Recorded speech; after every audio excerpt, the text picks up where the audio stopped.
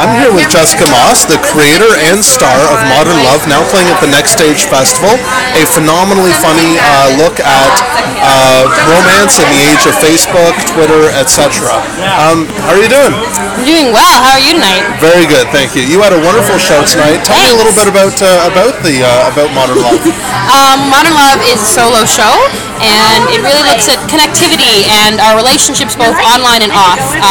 The central kind of question is, how can you feel alone when you have 600 friends? And I just wanted to write something that kind of was talking about what I think is really a cultural zeitgeist that's happening to people of my age, that we're getting online and our social networking, our social networks that are all technological or related to the internet, those are replacing our actual networks, how much we actually see each other and our real connections to each other.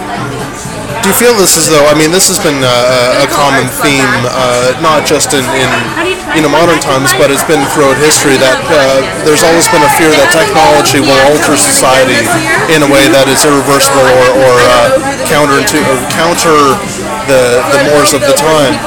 Do you feel as though there's actually the potential for modern technology to improve connectivity between people, to actually make romance more accessible?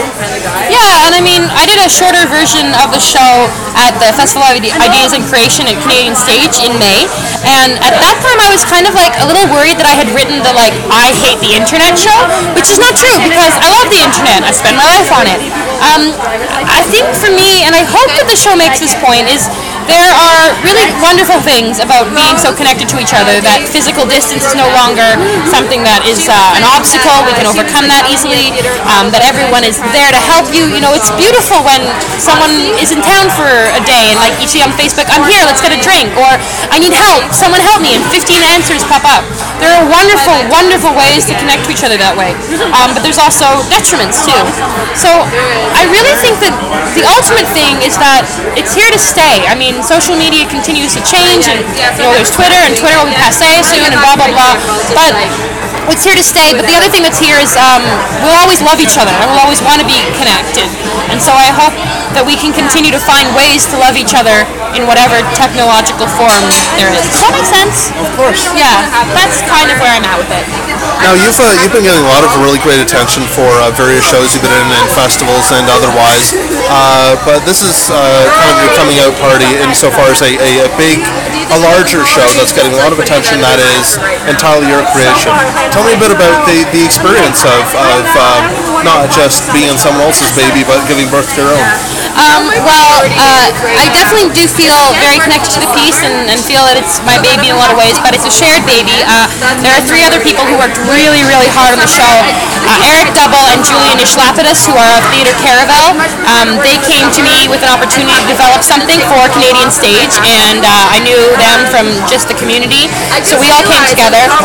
And then eventually we brought in Kyle Purcell, who does all of the multimedia in the show, which is pretty considerable. There's really another character who Kyle plays and operates, which is portrayed as a giant screen, and it's really all of us are involved together. I never thought that I would find anything more terrifying than acting. I'm an extremely socially anxious, very shy, very awkward person, and I am not well suited to acting at all. But if there's ever anything that is more terrifying than acting, it is writing. Crap, man, that is scary. So it's been really wonderful and scary in that way, that doing things that are scary is good for you, but that you want to die most of the time. And it's been very fulfilling to create a show that was the kind of show I wanted to see and was the kind of stuff that I like to do as an actor. You don't always get that opportunity as either an audience member or a performer. So that's been really wonderful. It's something I've wanted to do for a really long time, so I'm so grateful to the Next Stage Festival for letting us do it. Your acting, or your performance style in this piece is almost reflective of the flow of information on the internet. How do you manage to keep that up for an hour straight? It is fast-paced, it's intense. Is that just an extension of you, or do you have to kind of Red Bull it before every show? Mind-numbing drugs. No, it's I'm You know, I feel that I'm often as an actor told to calm the hell down. Like, energy has never been my problem. So for me, actually, this style is really fun for me because I feel that all the things that I did as an actor, which were like, oh, you know, you make your funny voices and your face and like everything's loud and fast. And, you know, whenever I've been in plays, directors have to kind of work against those things. They're always telling me, slow down, calm down.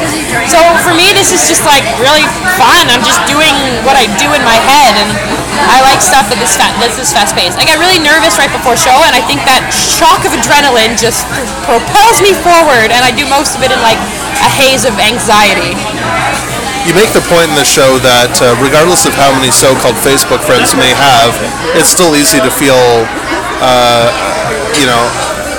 an imposed solitude because of that separation, that the fact that friendships have become more casual and disjointed and constantly interrupted by other casual, disjointed relationships butting in during social moments in one-on-one.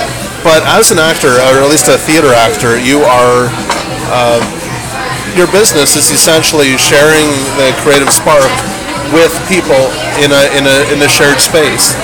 Do you feel as though that counteracts that real life solitude in a way? Do you feel less lonely when you're doing your thing as an actor?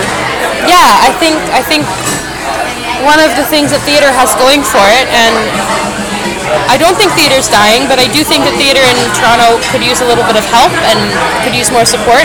I think the thing theater has going for it is there's nothing else that's like people sit in a darkened room and have this kind of individual reaction and a collective reaction at the same time. And performing the play, I've said this before in another interview, but performing the play really is an antidote to loneliness. It's been really wonderful to have people come up and say, yes, I feel this way too, and even just the communion of being in a room together. There's a part of the show where I talk about the loneliness of crowded rooms, and it's really wonderful to be in a room that doesn't feel lonely, and I think the theater does that so often for us. There's such a sense of community that's inherent in what it is, that everyone is there creating the show together, the audience and the actors. So yeah, I definitely feel that it's a bit of an antidote to all of that.